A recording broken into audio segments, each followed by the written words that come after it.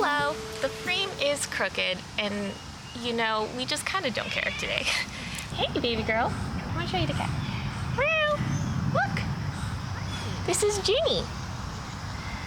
Okay, bye, Ginny. I'm sorry, I won't pick you up again, I promise. Okay, well, hello, internet friends. How are you? I hope you're doing well wherever in the world that you are. Oh, God, she's so cute. If only you could see Ginny, she's adorable. Her fur is so soft. So the parents left me unsupervised in the house, and thus I must record a video. And I have been wanting to do this for a while, but it was never thematically appropriate to do so. So we are doing the Finally Fall book tag. I was tagged by my lovely internet friends, the book buds, the OG internet friends. I brought out my Big Boi flannel for the occasion, and I think let's just get started on these questions because my parents could return at any moment. The first question: in fall, the air is crisp and clear. Name a book with a vivid setting. And for this, I am gonna go with House in the Cerulean Sea by T.J. Klune. House in the Cerulean Sea is one of my all-time favorite books. It's about a social worker for magical children who receives an unusual assignment to go to this island that supposedly houses the most dangerous magical children in existence. And when he gets there, he kind of just finds that the people who live there are not what he expected to be. The description of the island cures my seasonal depression. I just feel like I am basking in internal sunlight when I read about this island. And it's such a great book. It's so delightful. The sequel just came out. I also finished it and I really liked it. The way the characters just blossom in this book is really lovely to see. And if you read it, let me know what you thought about it. Nature is beautiful, but also dying. Name a book that is beautifully written, but also deals with a heavy topic like loss or grief. I'm gonna go with The Anthropocene Reviewed by John Green. John Green is one of my favorite authors. He has such great insights and reflections on topics like anything as vast as losing a child to the history of Monopoly. He just has such like meaningful insights to pull from those things. And I think that's fully on display in his most recent book. 3. Fall is back to school season. Share a nonfiction book that taught you something new. You know what's great is that I have a spreadsheet now of all the books I've read this year. So hold on a minute. I'm gonna go with Stolen Focus. This is a memoir about basically like why we can't pay attention properly anymore. It starts off with like the basics, like social media is rotting your brain and murmur. But it goes into specifically how it's not like a moral failing or on you. Even just like the introduction of electric lights that allow us to like stay awake longer and do more work after the sun has set. And I think I learned a lot about how like the changes in society contributed to kind of fucking up my attention span. The short answer is capitalism. Question 4. In order to keep warm, it's good to spend time with the people you love. Name a fictional family, household, friend group that you'd like to be part of. Damn it, I should have said House in the Cerulean Sea for this one. I think I want to be part of the Six of Crows family. It's more like they're just so badass, and I would love the honor of having a skill that is on the same level as them. Even if I'm just kind of like the coffee fetcher of the Six of Crows, I would be the best coffee fetcher in all the land. Fall is the perfect time for some storytelling by the fireside. Share a book in which someone is telling a story. I think I'm gonna go with no, I got one. Series of Unfortunate Events by Lemony Snickett. The Lemony Snickett lore runs deep. I feel like that counts because Lemony Snickett is telling the story of the Baudelaires and also the story of his life and Beatrice. Ugh. The colorful leaves are piling on the ground. Show us a pile of fall-colored spines. Oh, I didn't know. This is what happens when we don't script. We don't read the questions beforehand. Okay, give me a minute. Well, give me a minute. Okay. All right, I'm back.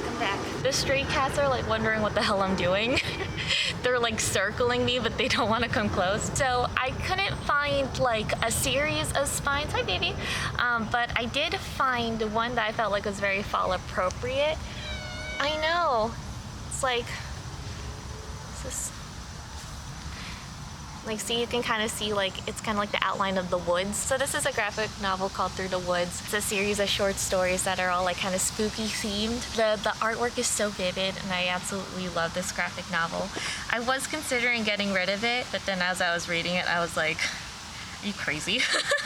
You're just gonna discard this beautiful piece of artwork? You nuts? Hi, Ginny. It's okay. So I am keeping it, and I think that this find in particular is very fall-y. The nights are getting darker. Share a creepy read. Ooh!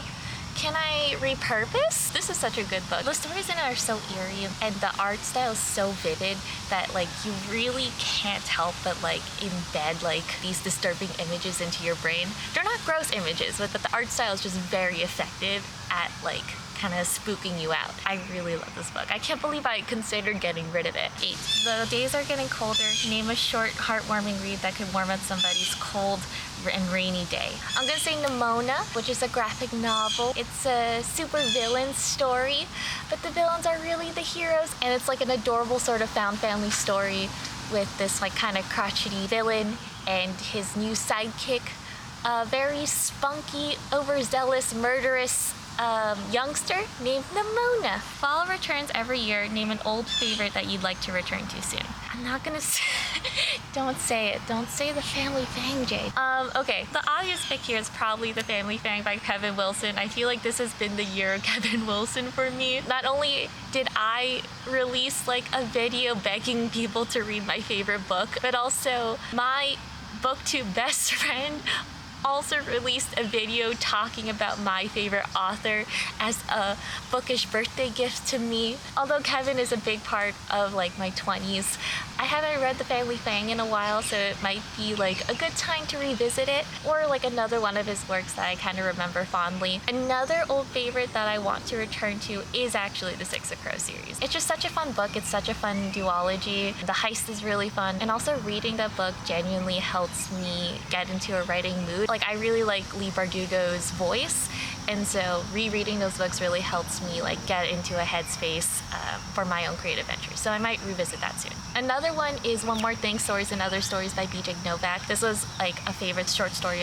collection of mine from when I was in my early 20s. It's just kind of like weird, quirky stories about love and life. And I'm actually also writing a story that's loosely inspired by something that BJ wrote, and so I would like to revisit that story and his writing voice, so that way I can get into that headspace when I'm writing again. Fall is the perfect time for cozy reading night. Share your favorite reading accessories. Oh, you guys, I can't. My parents could be home at any minute. 1 second. All right, we're back. I got this is empty, but I used to really like this tea. It's like $5 at Target, but it's really good. Hot Cinnamon Sunset. It's a very strong tea. Like it almost burns your tongue with how like spiced it is. And this is a mug that I like to use. My boss got this for me when I started at my job. And finally, last question, spread the autumn appreciation and tag some people. All right, hold on. We're going into my subscriptions. I'm gonna tag Jennifer Loves Books, Kiki's Bookish Service, Bookish Trash, Just Book Girl TV, and I'm gonna go with Wicked Witch of the Words because I feel like whenever I tag her in something, she does something really creative with it. So I'm curious to see what she does. Dare I also tag Rosica from the Midnight Reader? I feel like I have to. Like Rosica, I just feel like fall is your season. I just feel like she's a fall girl. I feel like you've told me before that your favorite season is fall, so it kind of feels like a crime not to tag you. Okay, that was it, and we have made great time. The parents are not home yet, so I think we're good. I think we're good. As always, thank you for watching. I always appreciate you being here, and if you genuinely had a good time with this video and you want to see more, feel free to like and subscribe. I'm getting used to saying it, but only if I earned it.